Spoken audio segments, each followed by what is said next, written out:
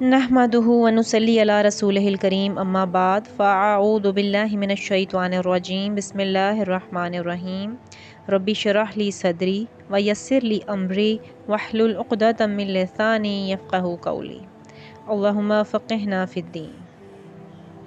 سورہ البقرہ آیت نمبر 51۔ وَإِذْ وَعَدْنَا مُوسَىٰ 40 لَيْلَةً ثُمَّ اتَّخَذْتُمُ الْعِجْلَ مِن بَعْدِهِ وَأَنْتُمْ ظَالِمُونَ۔ اور جب ہم نے موسیٰ سے 40 راتوں کی میعاد مقرر کی، پھر اس کے بعد تم نے بچڑے کو پکڑ لیا اور تم ظالم تھے۔ اس آیت مبارکہ میں اللہ تعالیٰ کیا فرما رہے ہیں کہ فرعون کی غرقابی کے بعد بنی اسرائیل جب صحرائے سینا میں پہنچ گئے تو اللہ تعالیٰ نے موسیٰ علیہ السلام کو 40 راتوں کے لیے کوہ طور پر بلایا تاکہ اس نئی آزاد شدہ قوم کو عملی ہدایات اور احکامات عطا کیے جائیں۔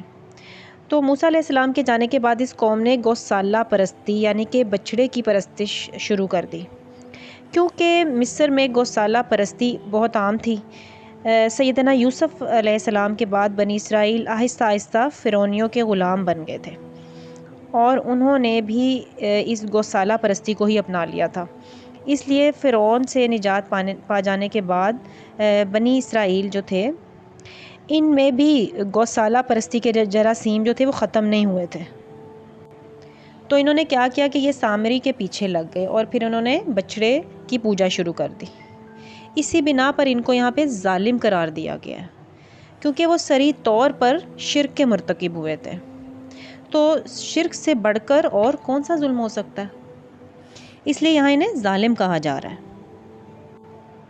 آیت نمبر 52۔ ثم عفونا عنکم من بعد ذلک لعلکم تشکرون۔ پھر ہم نے اس کے بعد تمہیں معاف کر دیا تاکہ تم شکر ادا کرو۔ اب اس آیت مبارکہ میں اللہ تعالیٰ فرما رہے ہیں کہ میں نے اس کے باوجود یعنی کہ اس ظلم کے باوجود تم لوگوں کو معاف کر دیا تاکہ تم میری شکر گزاری کرو۔ سورہ نساء آیت نمبر 103 میں اللہ تعالیٰ نے فرمایا ثم اتخذتم العجل من بعد ما جاءتهم البینات فعفونا عن ذلک۔ پھر انہوں نے بچڑے کو پکڑ لیا اس کے بعد کہ ان کے پاس واضح نشانیاں آ چکی تھیں تو ہم نے اس سے انہیں درگزر کیا۔ آیت نمبر 53۔ وَإِذْ آتَيْنَا مُوسَى الْكِتَابَ وَالْفُرْقَانَ لَعَلَّكُمْ تَهْتَدُونَ۔ اور جب ہم نے موسیٰ کو کتاب اور حق و باطل میں فرق کرنے والی چیز عطا کی تاکہ تم ہدایت پاؤ۔ اس آیت مبارکہ میں تورات ہی کو جو ہے وہ فرقان سے تعبیر کیا گیا ہے، کیونکہ ہر آسمانی کتاب حق اور باطل کو واضح کرنے والی ہوتی ہے۔ اللہ تعالیٰ نے سورۃ المومن میں ارشاد فرمایا وَلَقَدْ آتَيْنَا مُوسَى الْهُدَىٰ وَأَوْرَثْنَا بَنِي إِسْرَائِيلَ الْكِتَابَ هُدًى وَذِكْرًا لِأُولِي الْأَلْبَابِ۔ اور بلا شبہ یقیناً ہم نے موسیٰ کو ہدایت دی اور ہم نے بنی اسرائیل کو کتاب کا وارث بنایا جو عقل والوں کے لیے ہدایت اور نصیحت تھی۔ آیت نمبر 54۔ وَإِذْ قَالَ مُوسَىٰ لِقَوْمِهِ يَا قَوْمِ إِنَّكُمْ ظَلَمْتُمْ أَنفُسَكُمْ بِاتِّخَاذِكُمُ الْعِجْلَ فَتُوبُوا إِلَىٰ بَارِئِكُمْ فَاقْتُلُوا أَنفُسَكُمْ ذَٰلِكُمْ خَيْرٌ لَكُمْ عِندَ بَارِئِكُمْ فَتَابَ عَلَيْكُمْ إِنَّهُ هُوَ التَّوَّابُ الرَّحِيمُ۔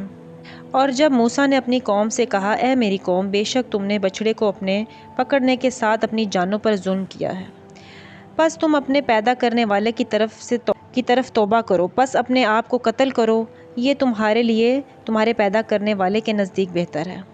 تو اس نے تمہاری توبہ قبول کر لی، بے شک وہی بہت توبہ قبول کرنے والا نہایت رحم والا ہے۔ اب اس آیت مبارکہ سے واضح ہوتا ہے کہ بچڑے کو معبود بنانے کی وجہ سے اللہ تعالیٰ نے بنی اسرائیل کو دنیا میں سخت سزا دی اور بنی اسرائیل نے ایک دوسرے کو قتل کیا، یعنی یہ قتل مرتد کی سزا تھی۔ اور یہ 12 قبیلے تھے، ہر قبیلے میں سے کچھ لوگوں نے یہ کفر کیا اور شرک کیا، باقی لوگوں نے نہیں کیا۔ تو انہیں حکم دیا گیا کہ اپنے قبیلے کے جو لوگ ہیں ان کو قتل کرو، یعنی ان کو جو ان کے قبیلے میں سے اس کفر کے مرتکب ہوئے تھے ان کو قتل کرو۔ اس لیے کہ قبائلی زندگی ایسی ہوتی ہے کہ اس میں اگر کوئی اور قبیلہ ہاتھ لگائے تو قبائلی عصبیت بھڑک اٹھتی ہے۔ بنی اسرائیل کی تقریباً کل تعداد 6 لاکھ کے قریب تھی اور اس میں سے 70,000 یہودی قتل کیے گئے۔ بنی اسرائیل میں جس طرح شادی شدہ زانی کی سزا رجم تھی، اسی طرح شرک کے ارتکاب پر بھی انہیں قتل کی سزا سنائی گئی، اور ہماری امت میں بھی مرتد کی سزا قتل ہے، جیسا کہ عبداللہ بن عباس رضی اللہ تعالیٰ عنہ بیان کرتے ہیں کہ رسول اللہ صلی اللہ علیہ وآلہ وسلم نے فرمایا، جو شخص اپنا دین بدل دے یعنی مرتد ہو جائے اسے قتل کر دو، مگر اتنی تخفیف کر دی گئی تھی کہ مرتد اگر توبہ کر لے تو اسے معاف کر دیا جائے گا، البتہ رجم کی حد توبہ کے باوجود جاری کی جائے گی۔ اور یہ امت کا تزکیہ تھا کہ ان میں سے جن لوگوں نے اتنی بڑی جو ہے غلطی کی تھی انہیں قتل کر دیا گیا، اور اللہ کی ذات سے بڑھ کر رحم کرنے والا کوئی بھی نہیں ہو سکتا۔ آیت نمبر 55، وَإِذْ قُلْتُمْ يَا مُوسَىٰ لَن نُّؤْمِنَ لَكَ حَتَّىٰ نَرَى اللَّهَ جَهْرَةً فَأَخَذَتْكُمُ الصَّاعِقَةُ وَأَنتُمْ تَنظُرُونَ۔ اور جب تم نے کہا اے موسیٰ ہم ہرگز تیرا یقین نہ کریں گے یہاں تک کہ ہم اللہ کو کھلم کھلا دیکھ لیں۔ بنی اسرائیل کے کچھ لوگ ایسے بدنہاد واقع ہوئے کہ موسیٰ علیہ السلام کی زبان پر بھی انہیں اعتبار نہیں تھا۔ تو جب موسیٰ علیہ السلام تورات لے کر کوہ طور سے واپس آئے اور اپنی قوم کے سامنے کتاب پیش کی تو کہنے لگے کہ ہمیں کیسے معلوم ہو کہ یہ کتاب واقعی اللہ کی طرف سے نازل شدہ ہے، اور ہم کیسے مان لیں کہ اللہ تعالیٰ فی الواقع آپ سے ہم کلام ہوئے تھے۔ اب اس صورتحال میں جو ہے موسیٰ علیہ السلام سخت پریشان ہوئے، تو اللہ تعالیٰ نے انہیں فرمایا کہ 70 آدمیوں کو بھی اپنے ساتھ کوہ طور پر لے آئیں۔ پھر جب موسیٰ علیہ السلام نے اپنی قوم سے 70 آدمی منتخب کیے اور انہیں اپنے ساتھ کوہ طور پر لے گئے کہ وہ خود بقائمی ہوش و حواس کلام الہی کو سن لیں۔ پھر جب انہوں نے کلام الہی سن لیا تو کہنے لگے موسیٰ پردے میں سننے کا ہمیں کچھ اعتبار نہیں ہے جب تک ہم اللہ تعالیٰ کو صاف صاف نہ دیکھ لیں، تمہاری بات پر ہم اعتبار نہیں کریں گے۔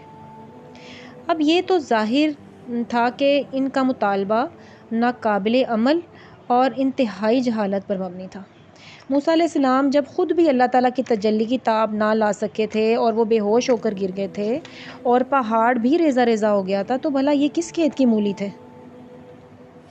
تو پھر اب کیا ہوا کہ ان کے اس مطالبے پر ان پر بجلی گری۔